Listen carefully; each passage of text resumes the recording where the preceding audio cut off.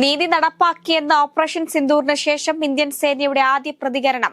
തിരിച്ചടിയായി ഇന്ത്യ നടത്തിയ പ്രത്യാക്രമണത്തിൽ 70 ഭീകരർ കൊല്ലപ്പെട്ടതായി ഇന്ത്യൻ സൈന്യം.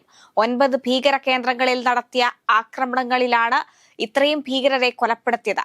ജെയ്ഷെ മുഹമ്മദ് തലവൻ മൗലാന മസൂദ് അസ്ഹറിനെ കുടുംബത്തിലെ 14 പേർ കൊല്ലപ്പെട്ടതായി റിപ്പോർട്ടുകൾ. മസൂദ് അസ്ഹറിന്റെ സഹോദരി ഉൾപ്പെടെ 14 കുടുംബാംഗങ്ങളാണ് കൊല്ലപ്പെട്ടത്. സർജിക്കൽ സ്ട്രൈക്കിന് പിന്നാലെ രാജ്യത്ത് അതീവ ജാഗ്രത. അതിർത്തിയിലെ കനത്ത ഏറ്റുമുട്ടലിനിടെ ജമ്മു കാശ്മീരിലടക്കം സുരക്ഷ ശക്തമാക്കിയിട്ടുണ്ട്. രാജ്യതലസ്ഥാനത്തും സുരക്ഷ ശക്തമാക്കി. കശ്മീർ കാണാൻ പോയ മലയാളി യുവാവ് ഗുൽമാർഗിൽ മരിച്ച നിലയിൽ. പാലക്കാട് കാഞ്ഞിരപ്പുഴ വർമ്മംകോട് കരുവാൻതൊടി മുഹമ്മദ് ഷാനിബാണ് മരിച്ചത്. വനമേഖലയിൽ മൃതദേഹം കണ്ടെത്തി. മൃതദേഹത്തിന് 2 ആഴ്ചയിലേറെ പഴക്കമുണ്ടെന്നാണ് പ്രാഥമിക നിഗമനം. KPCC ആസ്ഥാനത്ത് ഇന്നു മുതൽ മാധ്യമ വിലക്ക്. അനുമതിയില്ലാതെ മാധ്യമപ്രവർത്തകർ KPCC വളപ്പിൽ കയറരുതെന്നാണ് നിർദ്ദേശം. വാർത്താ സമ്മേളനങ്ങൾക്ക് മാത്രമാണ് ഇനി മാധ്യമങ്ങൾക്ക് പ്രവേശനം അനുവദിക്കുക.